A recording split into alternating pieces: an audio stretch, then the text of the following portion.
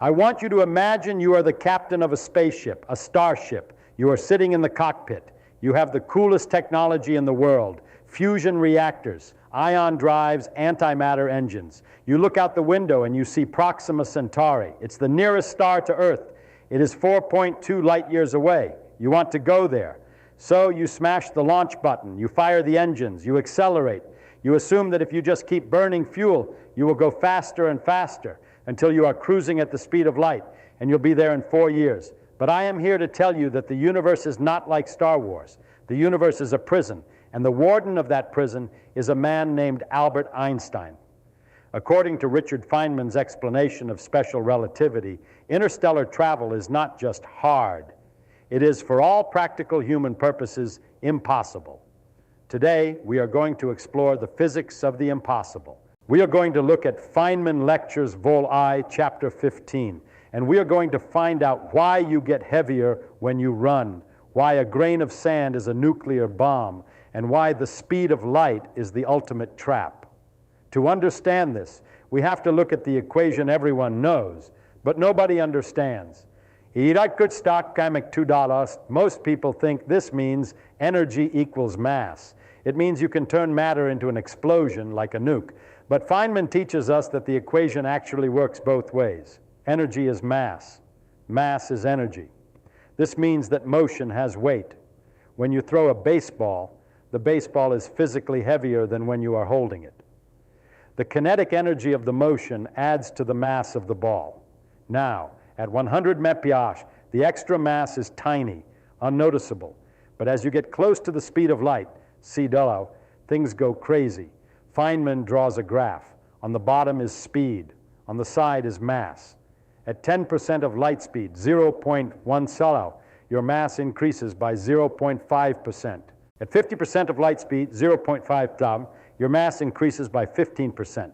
At 90% of light speed, 0.9, your mass doubles. At 99.9% of light speed, 0.999 your mass is 22 times heavier. Here is the trap. To accelerate your spaceship, you need force.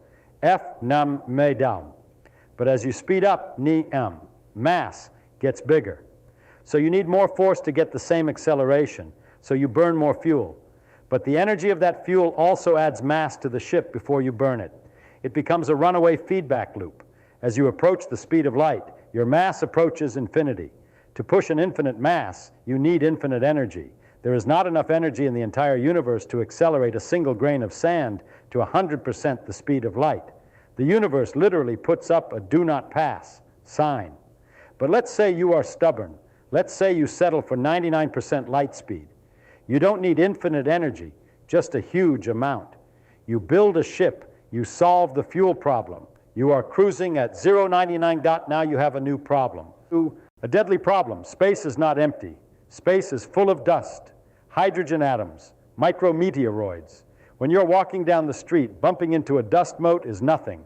But when you are moving at 99% the speed of light, that dust mote is moving towards you at 99% the speed of light. Feynman explains this using kinetic energy.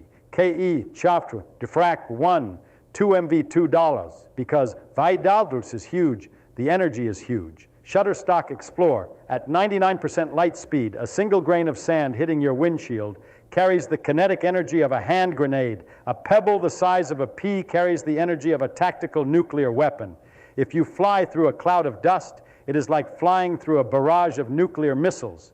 Your ship would be vaporized instantly. To survive, you would need shields made of miles of lead, which would make your ship heavier, which would require even more energy. And we are back to the impossible loop.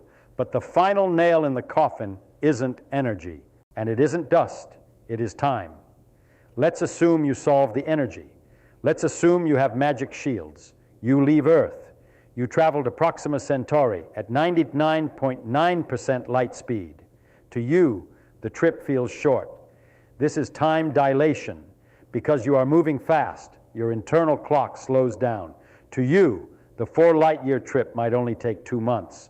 You get there, you take a selfie, you turn around, you come back. Total round trip for you, 4 months. You packed a lunch, you feel great. But when you land on Earth, nobody is there to greet you. The launch pad is overgrown with weeds. The cities look different. You check the calendar. While 4 months passed for you, 50 years passed for Earth. Your wife is an old woman. Your children are grandparents. Your friends are dead. You didn't just travel through space. You traveled through time. You moved into the future, but you can never, ever go back. This is the twin paradox. Every time you accelerate to relativistic speeds, you are effectively killing your old life. You are severing the connection with your timeline. Interstellar travel is a one-way ticket, not necessarily to the stars, but to the future. This is why Feynman and other physicists look at Star Trek and shake their heads. The universe is vast. The distances are terrifying. But the laws of physics, the speed limit of light, are strictly enforced. We are, in a very real sense, trapped in our solar system. We can go to Mars. We can go to Jupiter. Those are slow trips. But the stars are islands separated by an ocean we cannot cross without leaving everything behind. Does this mean we give up? No. Feynman was an explorer. He loved the unknown. He taught us that knowing the limits is the first step to finding a way around them. Maybe one day we will find a loophole. Maybe wormholes are real. Maybe Alcubierre drives, warping space itself, are possible.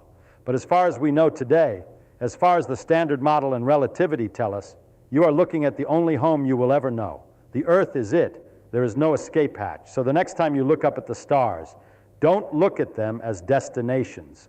Look at them as beautiful, unreachable lights, and cherish the planet you are standing on. Because according to the laws of physics, we are going to be here for a very, very long time.